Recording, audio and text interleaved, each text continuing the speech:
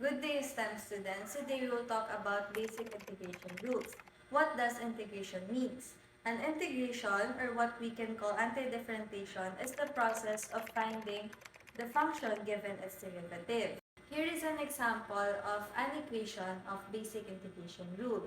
So the sign is what we call the integral sign. 6s is the integral itself. Dx is the variable of integration. 3x squared is the particular integral. C is the constant of integration, and 3x squared is the indefinite integral. There are two types of integral, the indefinite integral and definite integral. Indefinite integral is an integral without limits of integration, while definite integral is an integral with limits of integration and with a definite value as answer.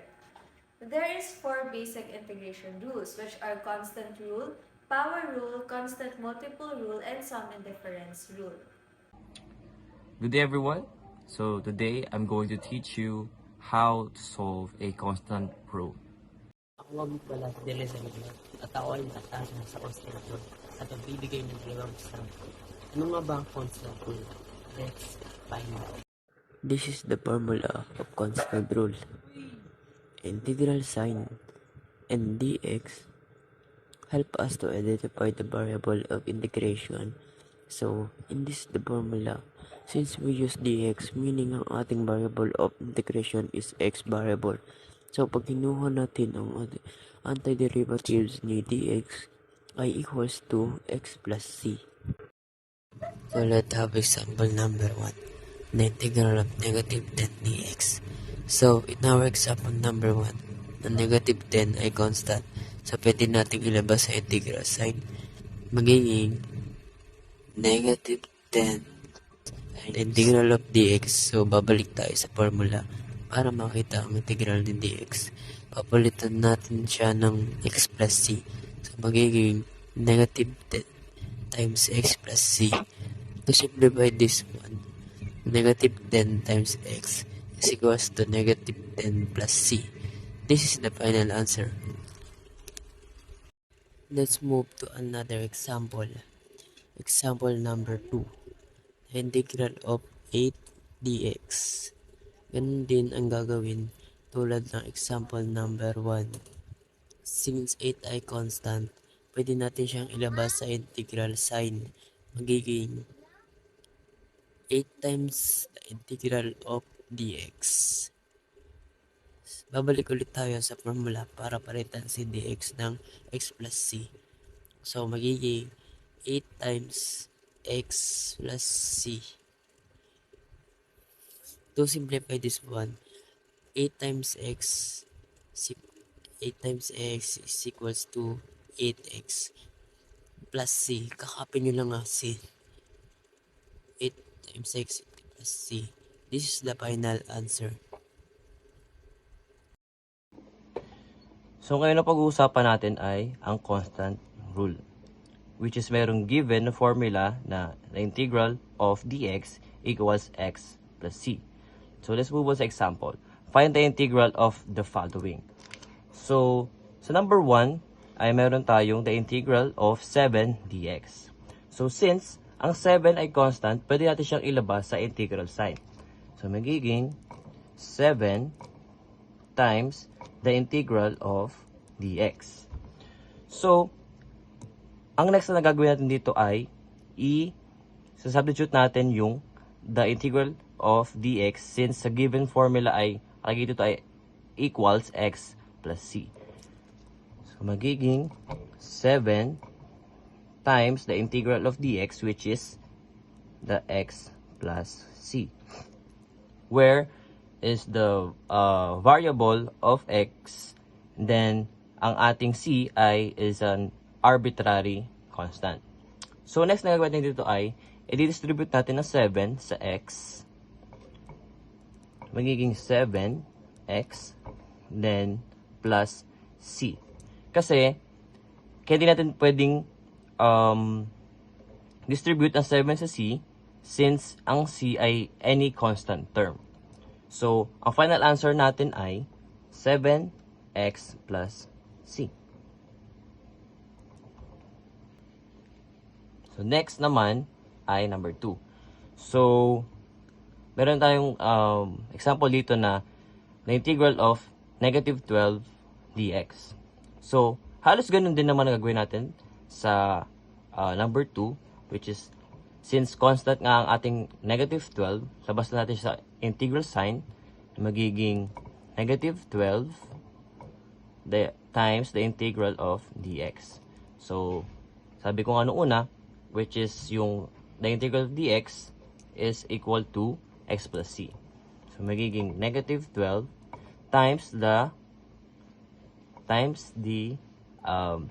integral of dx, which is x plus c. Then, distribute lang ulit natin yung negative 12 sa x. Magiging negative 12 x plus c. Then, ito na ang ating final answer. Magandang araw sa inyo lahat. Ako nga pala si Ulysses Escobil mula sa STEM D Bravery. At ngayong araw, ako ang naatasan upang may pakilala sa inyo at turuan kayo kung ano ang power rule. Ano nga ba ang power rule? Tara, makikita natin. Exponent rule. Ang exponent rule ay isang integral rule na merong variable at exponent. Kagaya nito. Kapag nakakita kayo ng ganito sa given, ito ay tinatawag na exponent rule. Paano nga ba mag-solve ng exponent rule? Una, papalitan mo lang ang sign nito ng parang open and close parenthesis at isasulat mo ang variable tsaka ang exponent nito. Ang kinaibahan nga lang nito ay lalagyan mo ito ng plus 1. At kung ano ang makita mo sa exponent, ito rin ang gagawin mong denominator.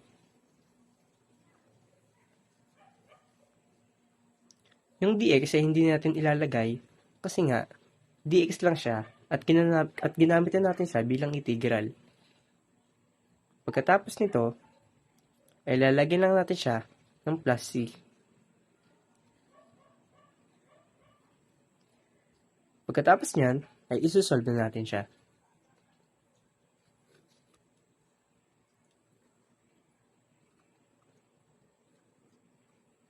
Four plus 1 is 5. At 4 plus 1 is 5. Copy the C. And ayan na ang sagot. Nagbibigay pa ako ng ilan pang given.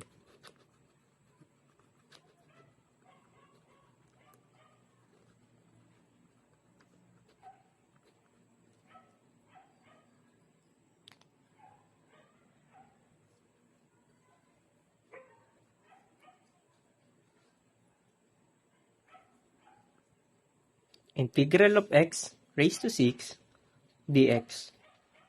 Same process lang ulit. Magawa ng open and close parenthesis, isulat ang variable, at isulat din ang exponent. Pag nasulat na, ay maglalagay lang tayo ng plus 1.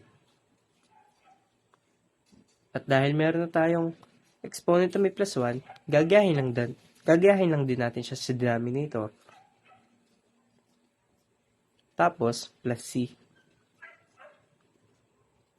Pagkatapos nun, ay isosolve na natin siya.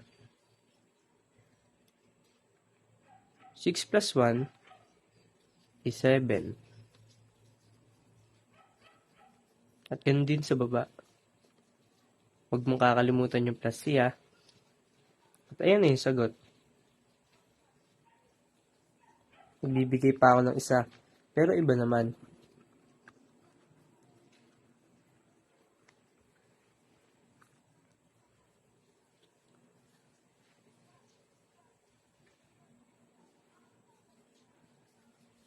Integral of x raised to negative 5. Same process, open close parenthesis, sulat ang variable, negative 5, at ilalagay ng plus 1. At gagayahin din natin siya sa denominator.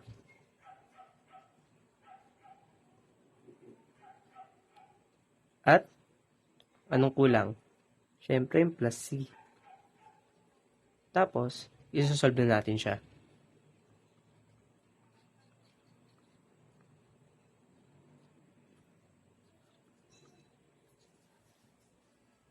Negative 5 plus 1 is equals to negative 4. Hindi ibig sabihin, ganun din yung nasa baba. Pero hindi pa tayo tapos dyan kasi nga, bawal magkaroon ng negative exponent sa numerator. So, para maging positive yan, ibababa natin siya. Kaya ang matitira sa taas ay 1 na lamang. Tapos, pagtatabihin lang natin yung 4, tsaka yung x, pero magiging positive na rin yung exponent ng 4. Pero dahil may negative sign dito, hindi pa rin niya mawawala. At ayan, ganun kasimple ang power rule. Hi everyone, I am Darzel Lapitan and I'll be giving an example of the constant multiple rule and I will show you how to solve it. For our first example, we have the integral of 6x squared dx. So the first thing what we're going to do is put 6 outside of the integral. So we have 6 integral of x squared dx. So we're going to times 6 by its function, x squared plus 1 over 2 plus 1 plus our constant c. So 6 multiplied by x squared plus 1 will be 6x cubed over 3 because 2 plus 1 is equivalent to 3 plus our constant c. Since we can simplify 6x cubed over 3, we can just put 2x cubed plus c, and this will be our final answer. Our next example is integral of 5x squared dx. So first is we're going to put the 5 outside, integral of x squared dx equivalent to 5 times its function x squared plus 1 over 2 plus 1 plus our constant c equivalent to 5 times x over 3 plus c equals 5 over 3 x cubed plus c. And this will be our final answer. For our next example, we have integral of 8x raised to 3 over 2 dx. 8 integral of x 3 raised to 3 over 2 dx. 8 times x raised to 3 over 2 plus 1 over 3 over 2 plus 1 plus our constant c. So if we put it in a calculator, this will be our answer, 5 over 2. So 8 times x raised to 5 over 2 over 5 over 2 plus c. Since we have a rational form on our denominator, we can multiply it to our function. So 8 times x raised to 5 over 2 times the reciprocal of 5 over 2 is 2 over 5 plus c equals to, so 8 times x over raised to 5 over 2 times 2 over 5 is 16 over 5 times x raised to 5 half plus c. So our final answer will be 16 over 5 x over 5 half plus c. So that will be our final answer. Hi, hello everyone! Malapit na tayo matapos. Last but not the least, sum and difference rule for integration. Halata naman sa pangalan niya na ginagamit ang rule na ito kapag may addition or subtraction na given sa problem. Meron dalawang function ang rule na ito, f of x at g of x. Kapag may addition o subtraction sa given, pwedeng paghiwalayin ang dalawang functions na ito. So tara! For first example, we will have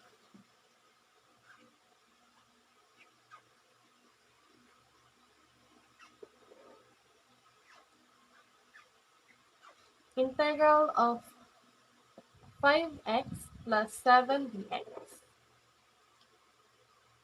So first step, didistribute muna ang dx sa mga functions na ito.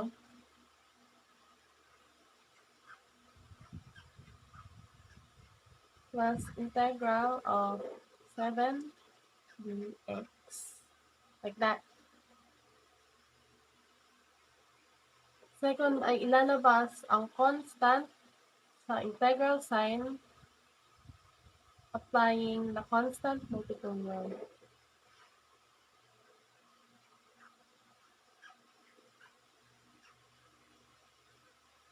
Then copy lang yung nasa loob ng integral sign. Next, lalagyan natin ng plus 1. Since may invisible 1 na exponent dito, copy lang ulit natin yan. Then lalagyan natin ng 1 plus 1. And copy lang sa denominator, 1 plus 1. Plus x plus c.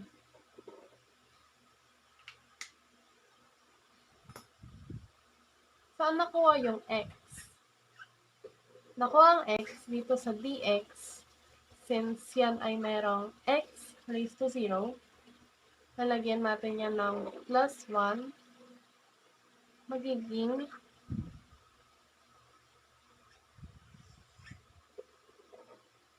x raised to 1 and shortcut x. Since meron na tayo nun, i-equal lang. 1 plus 1 is 2. And 1 plus 1 sa baba ay 2 din. Copy lang ulit. And here's your final answer.